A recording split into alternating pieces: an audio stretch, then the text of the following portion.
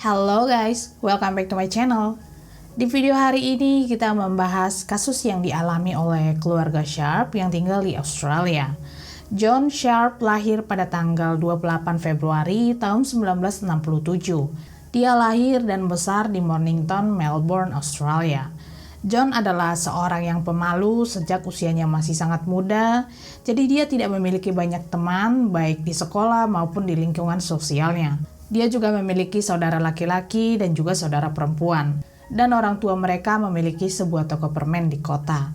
Setelah John dewasa, dia bekerja di Commonwealth Bank of Australia, dan di sanalah dia bertemu dengan seorang wanita yang bernama Anna Kem, tepatnya pada awal tahun 1990-an.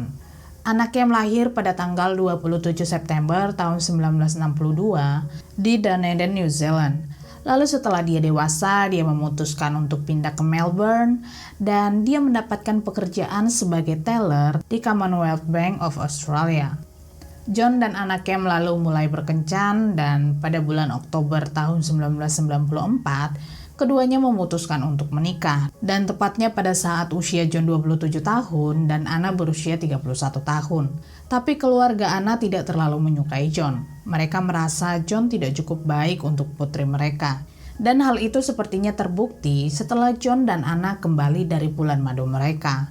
Anna bilang dia membuat kesalahan dengan menikahi John. Dan hanya ada sedikit cinta di antara mereka. Tapi karena Anna seorang Katolik, jadi dia mengesampingkan hal itu dan mencoba membuat pernikahan mereka berhasil. Mereka lalu tinggal di Mornington, Melbourne, lalu setelah 7 tahun pernikahan mereka, Anna hamil, dan dia begitu bahagia akan menjadi seorang ibu. Tapi berbeda dengan John yang merasa tidak senang dengan kehamilan ini. Karena memang awalnya mereka setuju untuk tidak memiliki anak, tapi kemudian Anna berubah pikiran.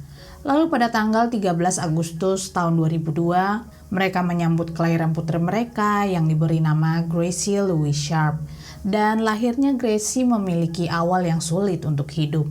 Karena dia lahir dengan kondisi kelainan sendi panggul, dan ini dapat terjadi pada bayi yang baru lahir atau berkembang di awal kehidupan. Jadi Gracie membutuhkan perawatan dari ortopedi dengan menggunakan harness korektif selama 3 bulan pertama hidupnya. Dan hal ini menyebabkan Gracie sering menangis dan rewel karena mengalami kesulitan tidur dan karena merasa tidak nyaman. Dan Anna Kem adalah seorang ibu yang luar biasa. Dia tidak mengeluh ataupun menganggapnya sebagai beban. Anna juga berhenti dari pekerjaannya untuk merawat putrinya. Sementara John merasa cemburu karena Anna lebih memperhatikan Gracie yang memang membutuhkan perhatian khusus dalam beberapa bulan pertama hidupnya. Beberapa bulan kemudian, Gracie mulai pulih dan harness korektifnya juga tidak digunakan. Tapi Gracie masih mengalami kesulitan untuk makan dan juga tidur. Jadi Anna mencari bantuan profesional. Pada tahun 2003, mereka membeli rumah di Mornington dan tidak lama kemudian Anna juga hamil anak kedua mereka. Dia sangat senang karena dia selalu menginginkan seorang adik bagi Gracie. Tapi kabar bahagia ini justru menjadi kabar buruk bagi John. Karena mereka sudah sangat jarang tidur bersama, jadi John berpikir kalau istrinya ini mungkin telah berselingkuh. Selain itu, John juga sebenarnya tidak ingin punya anak lagi. Dia berpikir satu anak saja sudah cukup menjadi beban. Jadi dia mulai membenci istrinya dan juga anaknya yang belum lahir. Pada tahun itu juga, John membeli spare gun bertenaga tinggi dan juga tombak di sebuah toko lokal di Mornington. John sebelumnya memang tidak menunjukkan minat dalam memancing dengan menggunakan tombak. Tapi sepertinya dia telah menemukan minat barunya, jadi dia berlatih menembakkan spare gun di halaman belakang rumahnya. Lalu pada tanggal 21 Maret tahun 2004, keluarga Sharp menghadiri pesta ulang tahun keponakannya. Dan saat itu Anna sedang hamil 5 bulan dan keluarga itu terlihat cukup normal. Dan tidak terlihat ada pertengkaran ataupun ketegangan di antara mereka, mengingat John kurang senang dengan kehamilan kedua istrinya. Beberapa hari kemudian, tepatnya pada tanggal 23 Maret pada malam hari, John dan Anna bertengkar cukup sengit sebelum tidur. Kemudian sekitar jam 9 sampai jam 10 malam, Anna segera tidur sementara John berbaring di samping Anna sambil merenung mengenai pertengkaran mereka dan juga keadaan pernikahan mereka.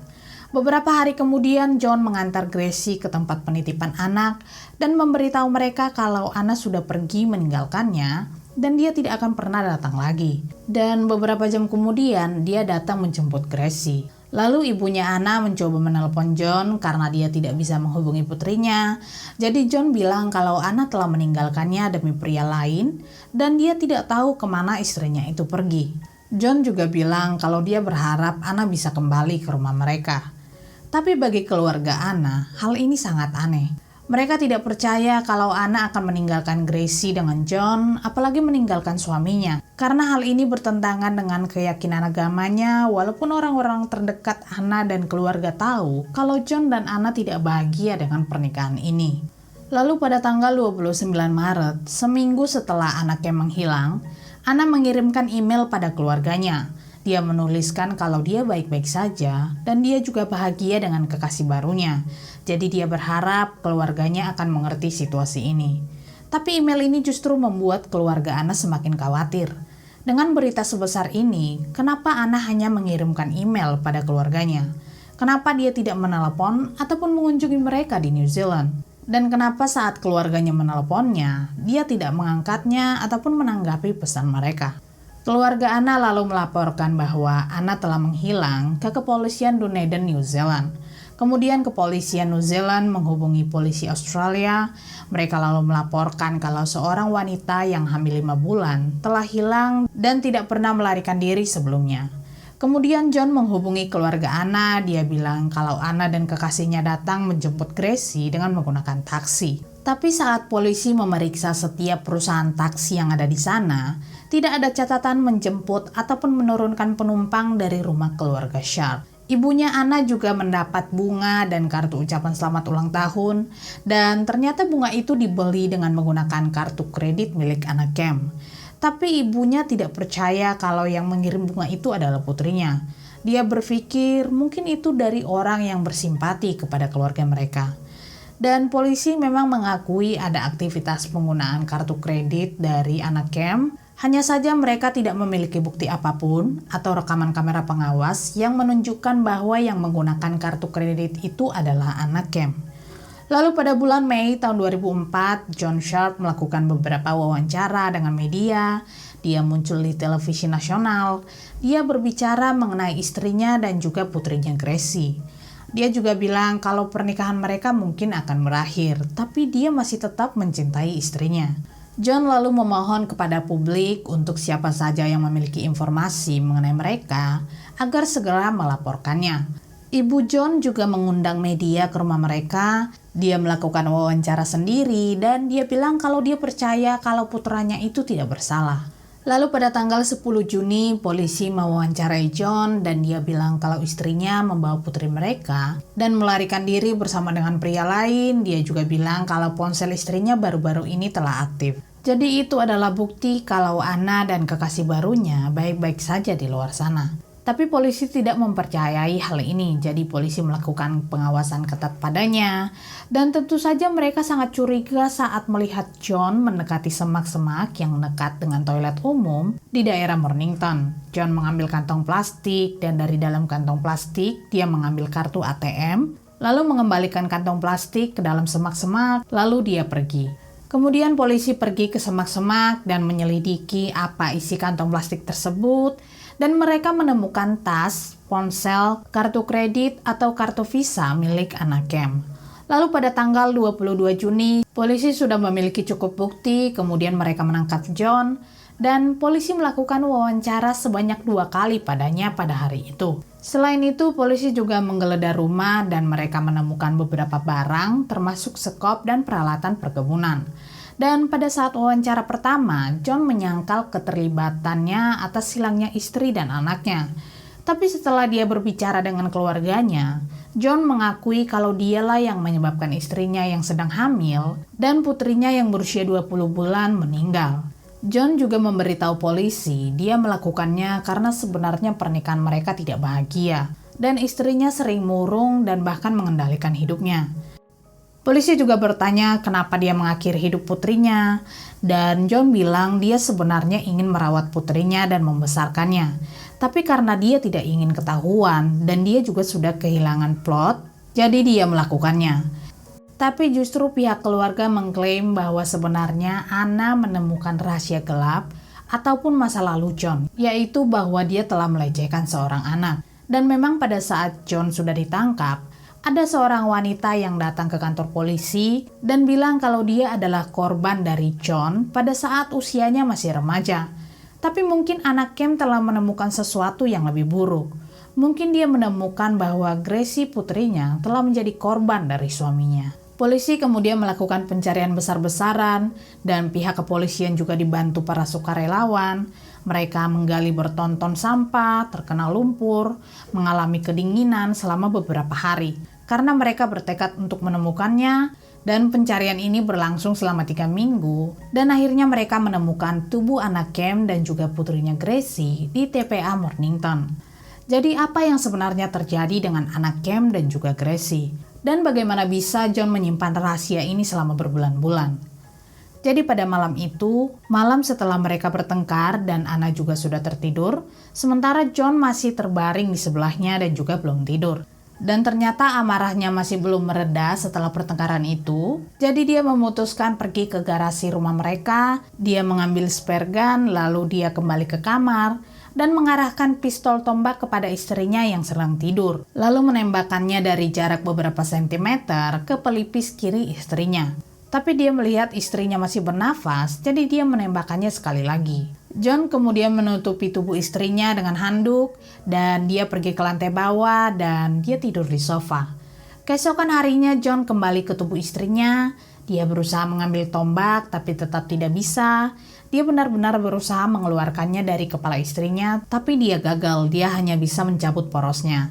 John lalu meninggalkan istrinya terbaring di rumah dan dia pergi membawa putrinya ke tempat penitipan anak. Dan memang hari itu ada petugas TV yang datang melakukan perbaikan di rumah mereka. Dan memang John sudah mengatur agar si petugas ini tidak tahu apa yang telah terjadi di rumah itu. Kemudian John menguburkan tubuh istrinya di halaman belakang rumah mereka dan kuburan itu cukup dangkal. John lalu menjemput putrinya Gracie dari tempat penitipan anak dan memberitahu mereka bahwa Gracie tidak akan kembali lagi ke sana. Beberapa hari kemudian, John kembali pergi ke Spotfield Marine ditemani putrinya Gracie dan dia membeli tombak lainnya. Lalu pada tanggal 27 Maret tahun 2004, John menidurkan putrinya di ranjang, kemudian dia meminum beberapa gelas whisky dan cola untuk membius indranya.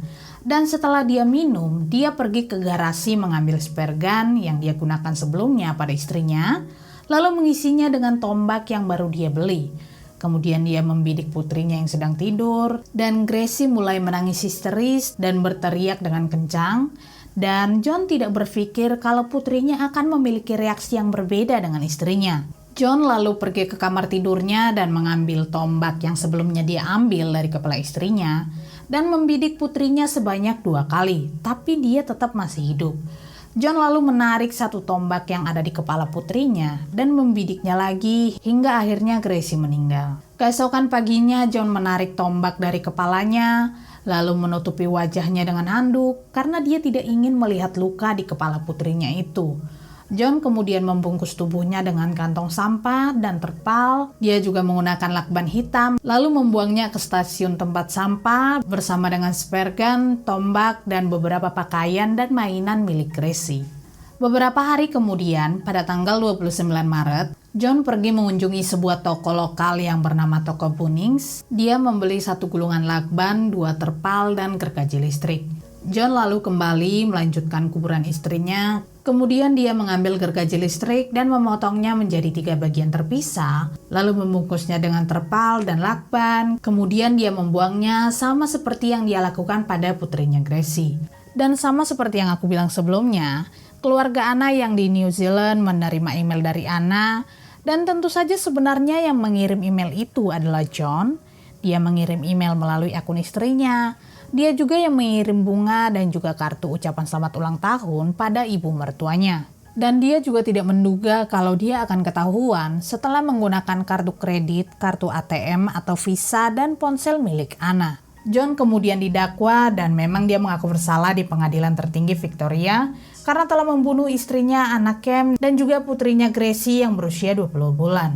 Lalu pada tanggal 5 Agustus tahun 2005, pengadilan menjatuhkan hukuman penjara seumur hidup pada John selama 2 kali berturut-turut dengan jangka waktu non-pembebasan bersyarat selama 33 tahun. Dan pemakaman anak Cam dan Gracie diadakan di Melbourne dan New Zealand, dan keluarga juga menamai bayinya yang belum lahir dengan nama Francis. Mereka dikuburkan bersama dan dikelilingi oleh karangan bunga mawar merah, bunga lili, dan bunga aster berwarna putih.